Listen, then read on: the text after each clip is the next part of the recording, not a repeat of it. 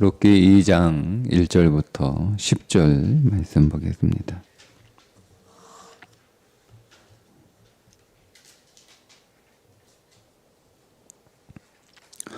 나오미의 남편 엘리멜렉의 친족으로 유력한 자가 있으니 그의 이름은 보아스더라. 모압 여인 룻이 나오미에게 이르되 원하건대 내가 밭으로 가서 내가 누구에게 은혜를 입으면 그를 따라서 이삭을 줍겠나이다 하니 나오미가 그에게 이르되 왜 따라 갈지어다 하매 룻이 가서 베는 자를 따라 밭에서 이삭을 줍는데 우연히 엘리멜렉의 친족 보아스에게 속한 밭에 이르렀더라. 마침 보아스가 베들레헴에서부터 와서 베는 자들에게 이르되 여호와께서 너희와 함께 하시기를 원하노라 하니 그들이 대답하되 여호와께서 당신에게 복 주시기를 원하나이다 하니라. 보아스가 베는 자들을 거느린 사환에게 이르되 이는 누구의 소녀냐 하니 베는 자를 거느린 사환이 대답하여 이르되 이는 나오미와 함께 모압 지방에서 돌아온 모압 소녀인데 그의 말이 나로 베는 자를 따라 단 사이에서 이삭을 줍게 하소서 하였고 아침부터 와서는 잠시 집에서 쉰 외에 지금까지 계속하는 중이니이다. 보아스가 룻에게 이르되 내 딸아 들으라.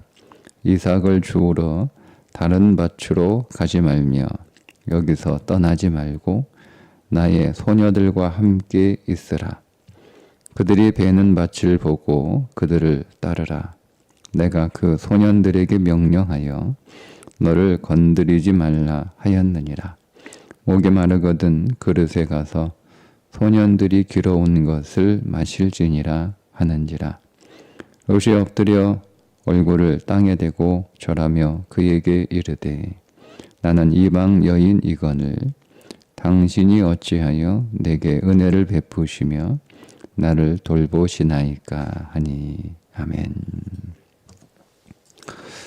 이제 베들레헴으로 돌아온 롯이 생계를 위해서 이삭을 주우러 나가는 말씀입니다. 오늘 말씀을 통해서 삶을 대하는 롯의 태도 그리고 그것을 믿음의 삶에 적용하면 믿음 생활을 하는 롯의 태도를 우리가 만날 수 있습니다. 먼저 롯은 시어머니 나오미에게 밭에 가서 이삭을 주우려고 하는데 허락해 주옵소서 이렇게 어머니에게 묻습니다. 이삭을 줍는 것 말고는 딱히 생계를 유지할 수 있는 방법이 사실은 없죠. 시어머니 입장에서 보면 롯이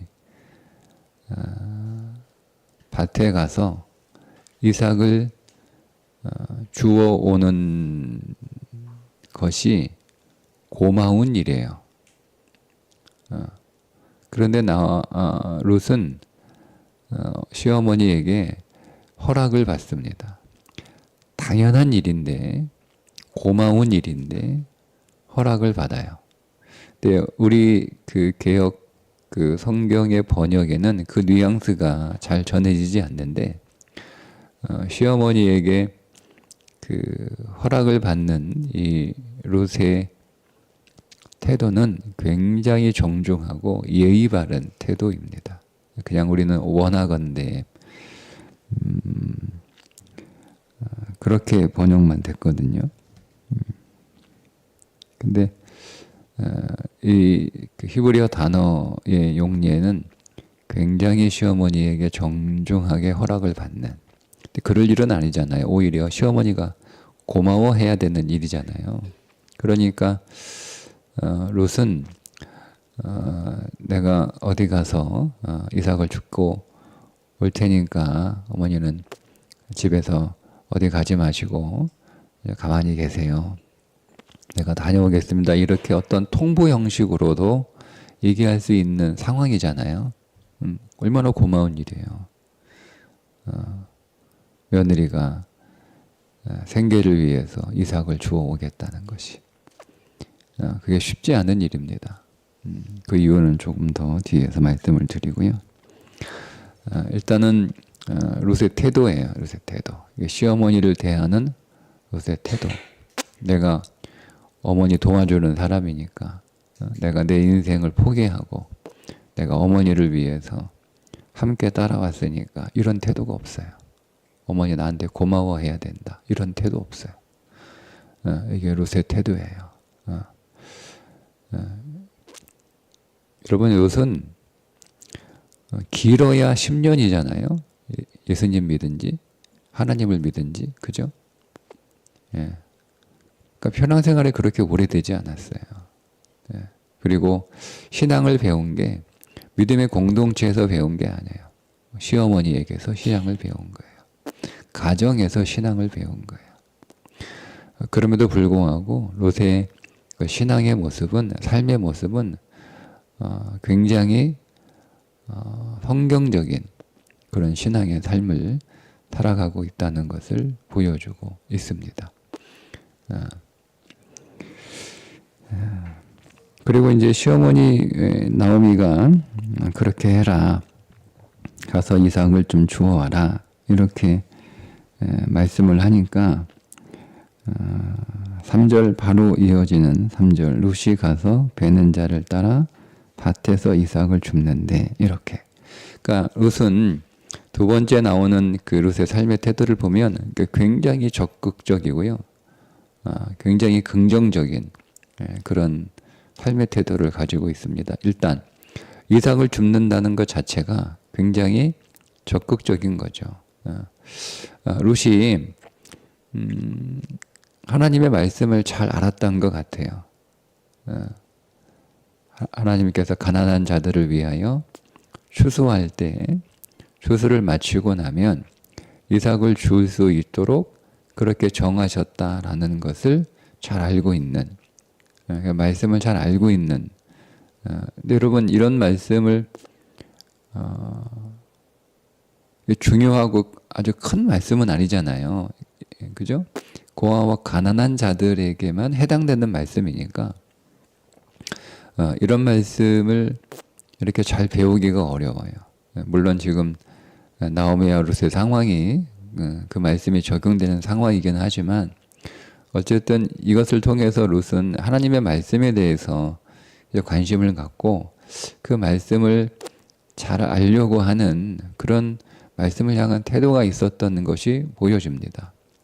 자, 그러니까 그 말씀에 근거를 해서 내가 어디 가서 이삭을 줄 수 있겠다. 근데 사실은 하나님이 그렇게 이삭을 줍도록 말씀을 정해 놓으셨음에도 불구하고 그 밭의 주인이 허락하지 않으면 이삭을 줄 수 없어요. 그러니까 밭의 주인의 허락을 받아야 돼요. 그러니까 자기가 어느 밭에서 자기를 기다리고 있는 것도 아니고 뭐 예약해 놓은 것도 아니고 뭐 사전에 가서 내일 내가 당신들 추수할 때 추수 다 끝나고 나면 밭에 와서 이삭을 주어도 되냐 뭐 이렇게 약속을 받아 놓은 것도 아니고 몰라요. 어느 밭으로 가야 될지도 모르겠고 그리고 설사 이삭 추수를 하는 밭을 만난다 하더라도 거기에서 내가 이삭을 줄 수 있는지도 확신하지 않아요. 그러니까 룻은 아무런 계획도 없고 아무런 준비도 되어 있지 않아요. 그런데 일단 전진하잖아요. 그러니까 이런 면에서 룻은 굉장히 준치적인 성향의 사람인 듯 합니다. 그러니까 삶의 태도가 어쨌든 그렇습니다. 원래 그런 사람이었는지 아니면 상황이 그를 그렇게 만들었는지는 모르나 어쨌든 일단 롯의 삶에 대한 태도는 굉장히 긍정적이고 굉장히 전진하는 그런 삶의 모습을 보여주게 되죠.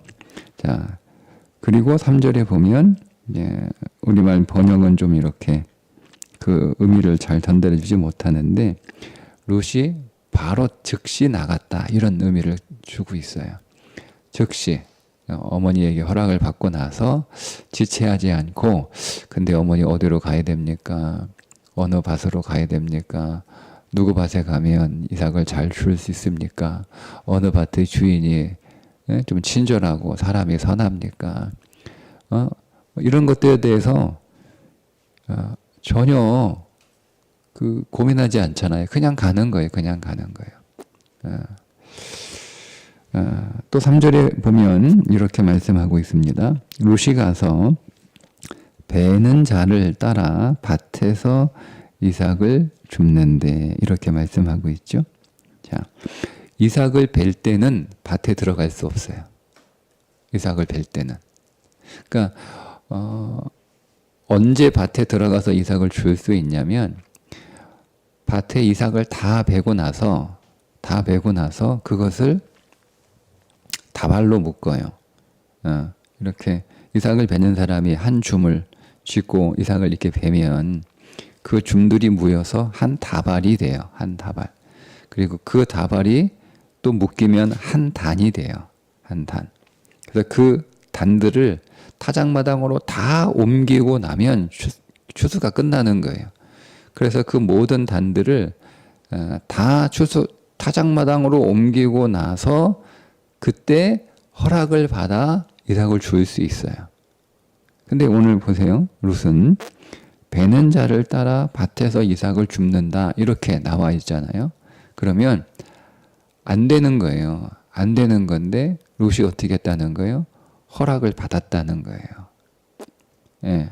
그러니까 보통 일반적이고 보편적인 이삭을 줍는 건 그 밭에서 추수가 다 끝나 모든 단들을 다 타작마다로 옮기고 난 뒤에 거기에 이제 아무도 일하는 사람이 일할 게 다 끝난 상태에서 들어가서 이삭을 주어야 되는데, 보통 사람 같으면 이걸 기다린단 말이에요. 이렇게 추수 다 끝날 때까지 다 기다리고 나서 이제 일꾼들이 단을 다 타작마다로 옮기고 그 밭에서 더 이상 할 일이 없을 때 그때서 허락을 받아 이삭을 좀 주어도 되겠습니까? 이렇게 들어가서 이삭을 줍는 게 보통 일반적인 일인데, 롯은 그걸 기다릴 수 없어요.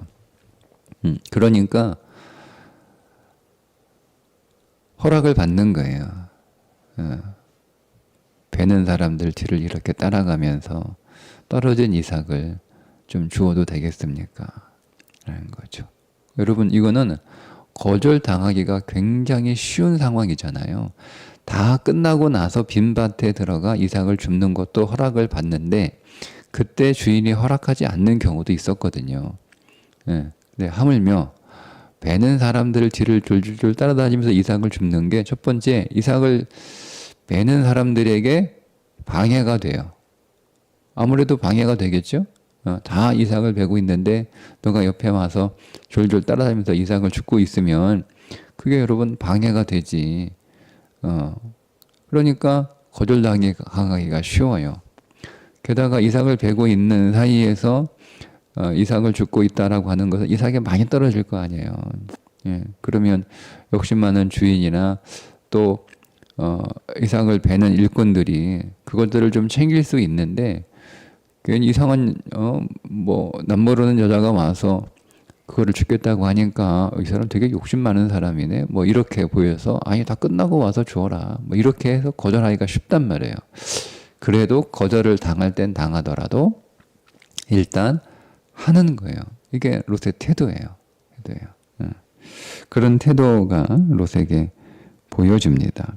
그리고 실제로 뒤에 보면 이렇게 그 사환이 보아스가 와가지고 물어보잖아요. 누구냐? 남모르는 소녀인데 와서 이삭을 줍고 있네. 어느 집 여식이냐? 이렇게 물어보니까 사환이 대답을 하잖아요. 7절에 그의 말이 나로 베는 자를 따라 단 사이에서 이삭을 줍게 하소서. 이게 단이 아니고 다발이거든요. 다발로 번역해야 돼요. 다발 사이에서 이삭을 줍게 하옵소서. 그러니까 이게 그 어찌 보면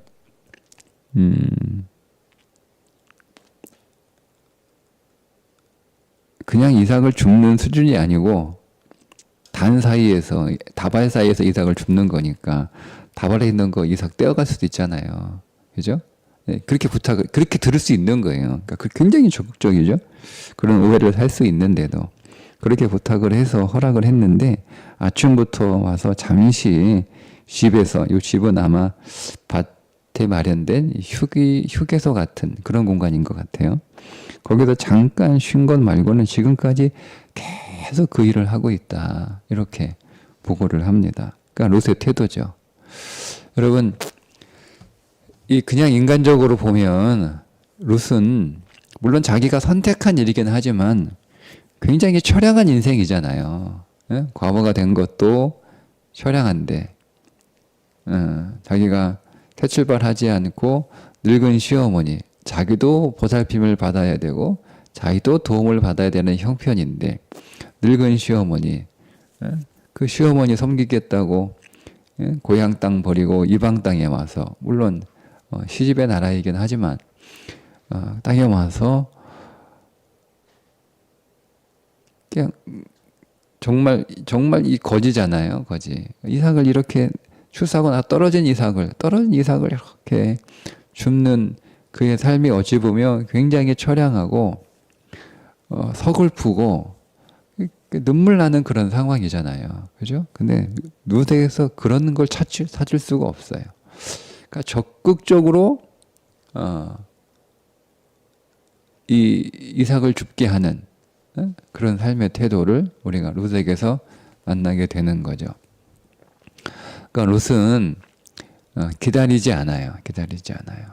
예, 하나님이 자기에게 복 주시기를 기다리지 않아요. 그 복을 적극적으로 찾아 나서는 그런 태도를 롯에게서 우리가 발견하게 됩니다. 근데 그러는 롯을 보고 보아스가 좀 감동을 한 것 같아요. 감동을 했는지 그를 그 일꾼들에게 그의 사환에게 얘기를 합니다. 뭐라고 얘기하냐면 8절에 보니까 다른 밭으로 가지 말고 여기서 떠나지 말고 내 밭에서 이삭을 주우라고 배려해 줍니다. 이 밭 저 밭 옮겨서 하지 말고 그냥 내 밭에서 이삭 주어도 충분하게 되도록 내가 할 테니까 이삭을 내 밭에서 주우라. 그리고 이제 소년들에게 명령해서 그 이삭을 줍는 룻 건드리지 말고 목이 마르거든 그릇에 가서 길어온 물을 마셔라. 이렇게도. 그러니까 롯이 나올 때 물도 가지고 나오지 않은 거예요. 물도. 그러니까 전혀 준비가 안 됐어요. 그냥 나간 거예요. 이삭을 주우러 가면 내가 일하다가 목마를 테니까 물을 하루 종일 여러 번 일하는데 얼마나 목이 마르겠어요. 그죠? 굉장히 더운 날씨에. 그러면 그런 걸 준비할 만도 한데 그런 걸 준비도 안 됐어요. 물도 준비가 없었는지 그럴 경황이 없었는지 그렇게 급하게 나왔는지 모르겠으나 그러니까 이게 롯의 태도였죠. 그러니까 굉장히 열악한 상황인데 주저하지 않고 굉장히 적극적으로 그의 삶을 헤쳐나가고 살아가는 롯의 태도. 저는 이게 믿음의 태도라고 생각을 해요. 우리가 자칫 생각하면 예수 믿는다고 하면서 인생을 좀 게으르게 살 수 있는 경향들이 있거든요. 그죠? 감나무 밑에 누워가지고 입 벌리고 감 떨어지기를 기다리는 것, 그게 믿음인 것처럼 그렇지 않아요, 여러분. 성경은 믿을수록 더 성실해야 되는 거예요. 믿을수록 더 적극적으로 살아야 되는 거예요. 그 이유가 있습니다. 다시 1절에서 말씀을 드리고요. 그렇게 해서 은혜를 베풀어요. 예. 감동을 주는 거죠. 그의 성실함, 삶에 대한 이 열정적인 태도, 이것이 감동을 받습니다. 자, 여기까지는 그냥 인간적인 그런 롯의 모습을 우리가 바라보는 거예요. 좀 신앙적으로 여러분 이 롯의 태도를 바라볼까요? 이삭을 줍는 걸 그냥 곡식을 줍는 것으로 우리가 보지 말고 이삭 오늘 우리에게 이삭은 뭐겠어요? 하나님의 말씀이죠. 하나님의 말씀을 대하는 우리의 태도를 우리가 롯에게서 발견하게 됩니다. 하나님의 말씀을 대하는 우리의 태도, 하나님의 말씀을 대하는 우리의 태도는 롯과 같아야 된다라고 하는 거예요. 그러니까 말씀을 그냥 기다리는 게 아니에요. 말씀 안으로 적극적으로 더 들어가는 거죠. 열심히 우리가 그 말씀 안에서 무엇을 건질지 무엇을 얻을지 몰라요. 예. 그러니까 여러분 우리가 이 말씀을 이렇게 그 열심을 다해서 대하지 못하는 태도 가운데 하나가 어떤 기대가 없기 때문에 그렇습니다. 근데 그런 기대가 없더라도 그냥 말씀을 우리가 무작정 그냥 그렇게 읽고 듣고 그냥 그렇게 묵상하고 하는 거예요. 예, 말씀 안에서 뭔가라도 줍더라도 우리가 여러분 우리의 인생 안에서 신앙생활에서요 뭔가 대단한 것들을 여러분 결실하려고 그렇게 그런 것들만 찾아다녀서는 정말 우리가 신앙을 만나지 못해요. 내가 이삭을 줍는다 할지라도 예? 여러분 우리가 예배를 드린다 하더라도 내가 이 예배를 통해서 뭔가 대단한 것을 얻지 못해도 이삭을 줍는다 하더라도 내가 이 예배를 통해서 이삭 하나 주었더라도 그거를 감사하고 기쁨으로 여기는 거죠. 그거를 귀하게 여기는 거예요. 여러분 야, 꼭 가자 하루 종일 일해가지고 이삭을 내가 얼마나 줍겠어. 여러분 이런 태도로 인생을 살아가면 아무것도 못해요. 근데 내가 이삭이라도 몇 알 줍는 게 어디냐? 어디 가서 내가 하루 종일 땅을 판다고 뭐 이삭을 줄 수 있냐? 그래서 이삭을 줄 수 있는 밭이 있다는 게 얼마나 좋은 거냐? 이삭을 줄 수 있는 추수의 시기가 되었다는 게 얼마나 감사한 거냐? 내가 이삭이라도 주어서 내가 그래도 몇 알이 되든 몇 줌이 되든 내가 한 줌이라도 이삭을 줄 수 있다는 게 얼마나 감사한 거냐? 여러분 이게 롯의 마음이지 않았겠어요? 근데 여러분 그게 왜 그렇습니까? 절박하기 때문에 그렇습니다. 절박하기 때문입니다. 만약에 여러분 롯이 먹을 식량이 있고 어디 가서 식량을 구할 수 있는 그런 상황이라면 이삭 줍기 안 하죠. 이게 굉장히 뭐라고 해야 되나요? 한편으로는 위험한 일이기도 해요. 소년들에게 건드리지 마라 이렇게 보아스가 조치를 취해 놓았을 정도니까 그런 일이 좀 일어나지 않았겠죠? 뭐 희롱당하기도 하고 때로는 무시당하기도 하고 또 이렇게 막 어떤 크고 작은 어떤 폭력들도 노출되기도 하는 상황이었으니까 그러니까 위험한 일이에요. 근데 이게 절박하니까 그런 게 없는 거예요. 절박하니까 내가 어느 밭에 가야 되는지 누구 밭에 가야 되는지 가면 허락을 받을 수 있는지 또 이삭을 주우면 내가 얼마나 끼니는 뭐 할 수 있는지 그런 게 전혀 계산되지 않아요. 절박하니까 그냥 하는 거예요. 그냥. 여러분 오늘 우리가 영적인 절박함, 말씀에 대한 절박함, 내가 정말 이 심령이 가난하고 내가 내 영이 너무 약해서 하나님의 말씀이 아니면 내가 도저히 살 수 없다라고 하는 그런 절박함이 우리 안에 먼저 있어야 되고 그 절박함에서 내가 예배를 드리고 내가 기도를 하고 내가 성경을 읽고 하는 이 모든 경건을 통해서 내가 이삭이라도 줍는 것이 내게 복이다.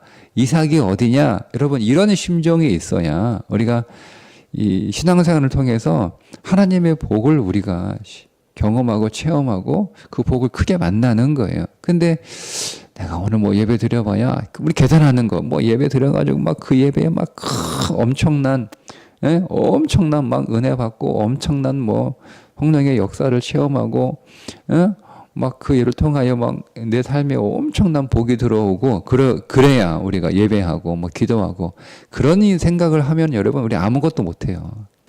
예? 우리가 1시간 예배 드려서 이삭 하나를 줍는 것만으로도 너무 값지고 너무 귀하고 너무 복된 거다. 여러분 이런 태도가 없으면 내가 말씀을 오늘 하루 한 15분 정도 통독을 하거나 뭐 듣거나 뭐 이렇게 해서 예? 내가 여기서 한 말씀, 한 구절, 한 단어라도 내가 건진 게 이상 하나잖아요.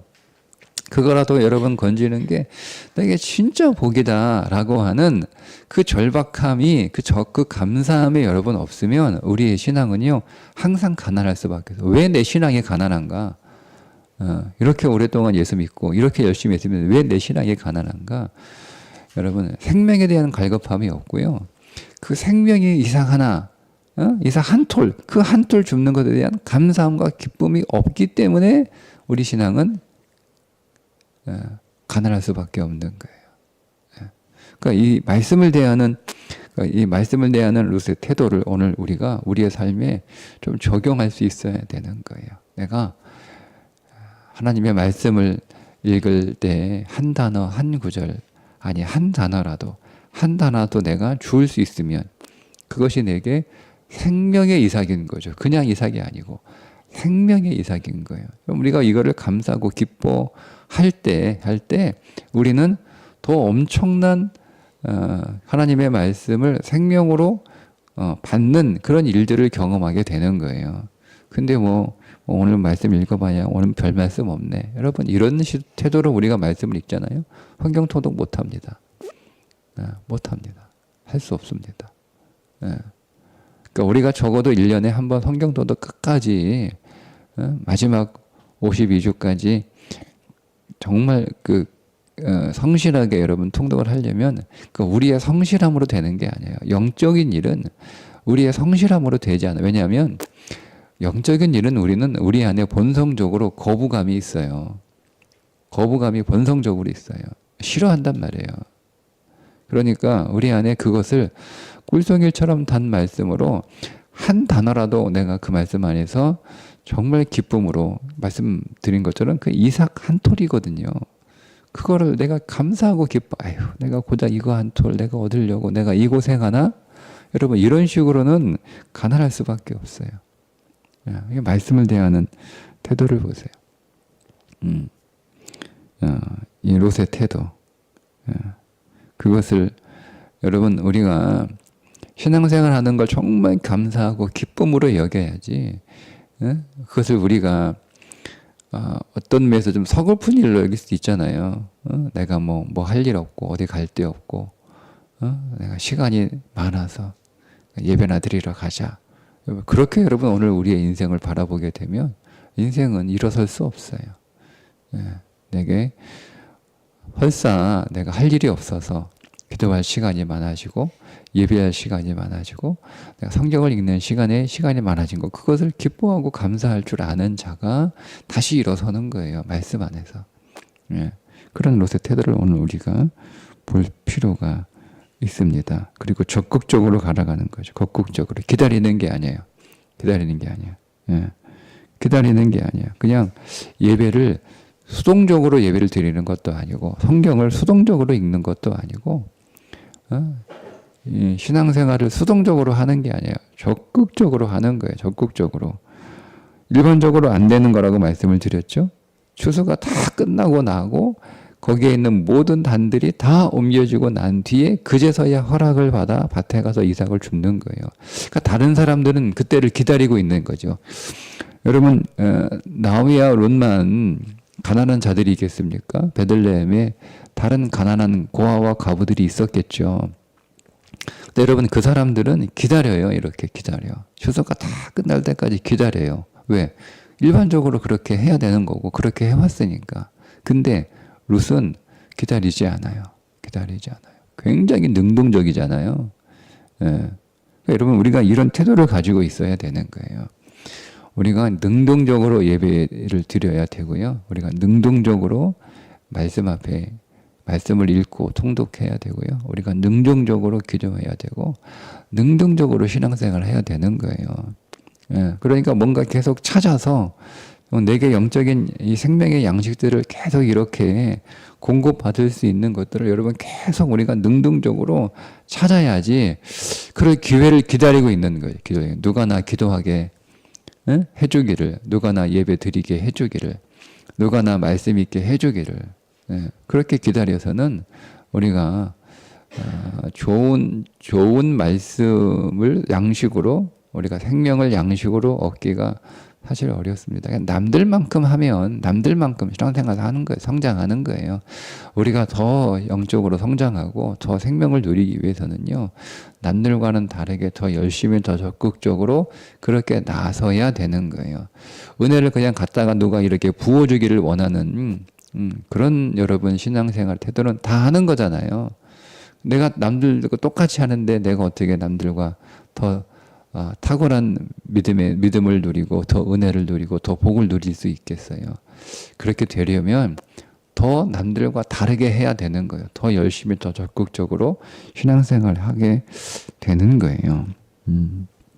자, 근데 오늘 더 중요한 말씀은 1절이에요. 나오미의 남편 엘리멜렉의 친족으로 유력한 자가 있으니 그의 이름은 보아스더라. 2장 1절에 1장에서는 이제 모압 땅에서의 삶을 말씀하고 있잖아요. 이제 2장부터는 돌아와서 베들레헴에서 삶을 말씀하는데 사실 순서로 따지면 보아스는 뒤에 나와야 돼요. 그죠? 그런데 보아스가 먼저 1장에서 딱 등장을 시켜요. 그리고 나서 룻이 어머니에게 이삭을 주우러 가겠다라고 허락을 받는 말씀이 2절에 이어서 나와요. 자, 여러분 이 말씀의 의미가 무엇일까 하는 거예요. 롯은 지금 제가 계속 반복해서 말씀드린 것처럼 어느 밭에 가서 이삭을 주울지 정해지지 않았어요.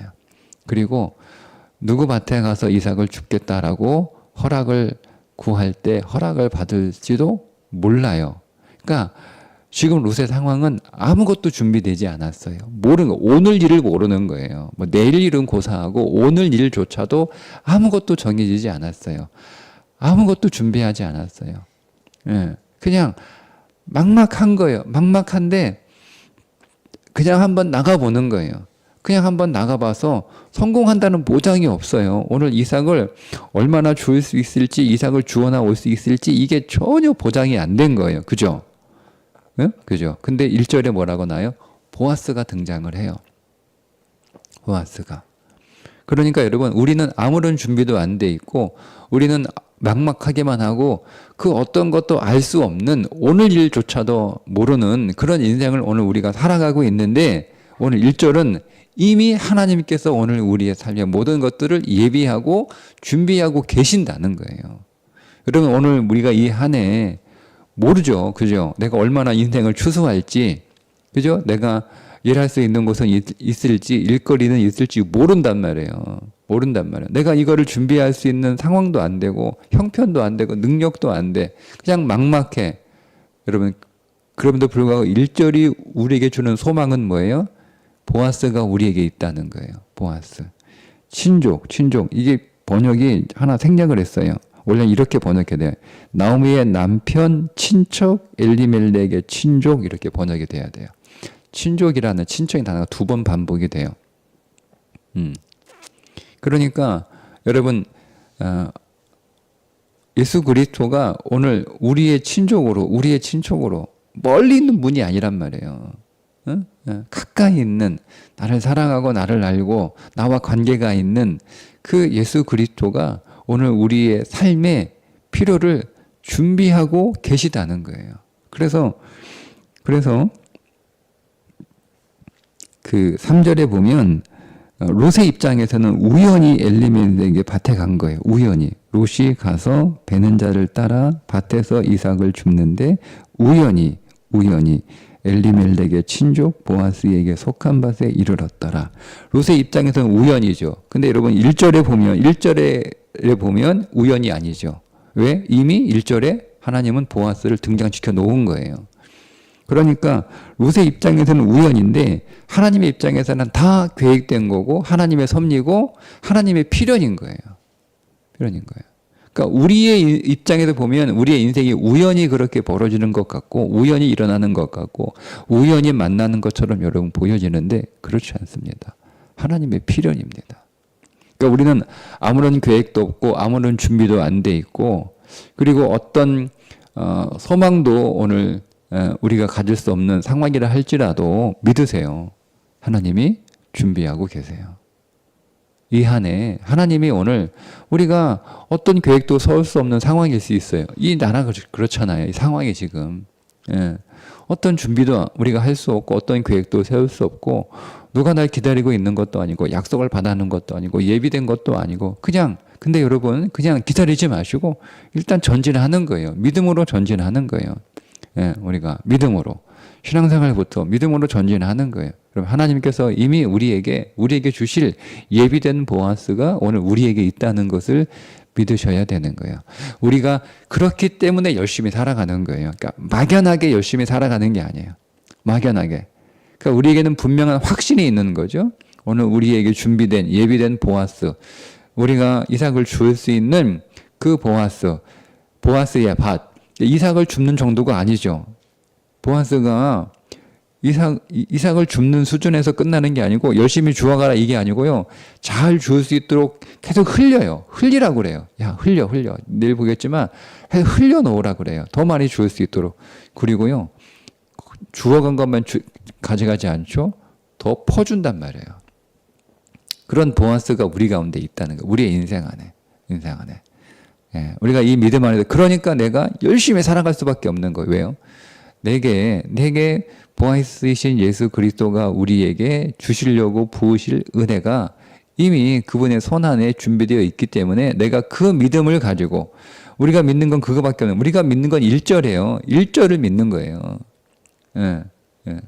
1절을 나의 친족이신 보아스, 나의 친족이신 예수 그리스도가 이미 나를 위하여 준비하고 계심을 믿고 그의 밭이 남의 밭이 아닌 거예요. 그의 밭이 있는 거예요. 어디 가지 말라고 하잖아요, 여러분. 그러니까 다른 밭 기웃할 필요 없어요. 믿음의 밭에만 있으면 되는 거예요. 이 밭 저 밭 기웃하지 마세요. 그러니까 믿음의 밭만 있으면 되는 거예요. 그 밭으로도 충분합니다. 넘치게 충분히 여러분 오늘 우리에게 필요를 구할 수 있어요. 그 1절을 믿고 시작하는 거예요. 우리에게는. 우리 자신이나 우리 능력이나 이 상황이나 이 형편이나 이 시대를 믿고 신뢰하는 게 아니고 그냥 우리는 우리 주 예수 그리스도 그분 한 분만을 믿고 시작을 하는 거예요. 예. 한번 우리가 이 믿음으로 이 한 해를 시작해 보자고요. 열심히 성실하게 신앙생활도 오늘 우리의 사회생활도 오늘 우리의 모든 삶의 생활들을 이런 마음으로 믿음 안에서 믿음의 태도를 가지고 사람을 대할 때 룻처럼 예의를 다해서 정중하게 그렇게 사람을 대하고 그리고 기다리지 말고 적극적으로 한번 해보고 뭐 거절당하면 거절당하는 거지. 뭐 물어보는 거 뭐 힘드나 말이라도 한번 해보지. 적극적으로 한번 해보고 전도도 마찬가지고. 그리고 기회가 주어지면 정말 성실하게 열심히 그 일을 할 때 여러분 그렇게 오늘 우리의 삶이 믿음 안에서 열심히 살아갈 때 그냥 인간적인 열심이 아니고요. 룻기는 믿음의 열심이에요. 믿는 자의 열심. 확신을 가지고 살아가는 자의 열심이에요. 그냥 세상에서 말하는 그냥 열심히 살라 이게 아니고 그런 긍정적인 삶이 아니에요. 믿음의 삶이에요. 그렇게 살아갈 때 그 믿음은 반드시 오늘 우리에게 역사함을 믿으시고 올 한 해 우리를 위하여 예비된 보아스의 밭이 있음을 여러분 만나시고 경험하시기를 주님의 이름으로 축복합니다. 기도하겠습니다. 하나님 아버지, 오늘 우리가 룻처럼 우리에게 주어진 삶을 확신을 가지고 살아가는 삶이 되게 해 주옵소서. 오늘도 우리의 삶이 열악하고 또 오늘 우리의 삶이 우리의 환경이 어렵지만 그 가운데 우리를 위하여 예비된 하나님의 은혜가 있는 줄 믿습니다. 이 믿음의 확신으로 오늘 우리가 주어진 하루하루 매일매일의 삶을 열심히 살아가되 무엇보다 말씀을 줍는 말씀으로 하나님 생명의 이삭 한 톨이라도 기쁘게 여길 줄 아는 믿음의 눈이 열리는 자들이 되게 하여 주옵소서. 예수님의 이름으로 기도합니다. 아멘.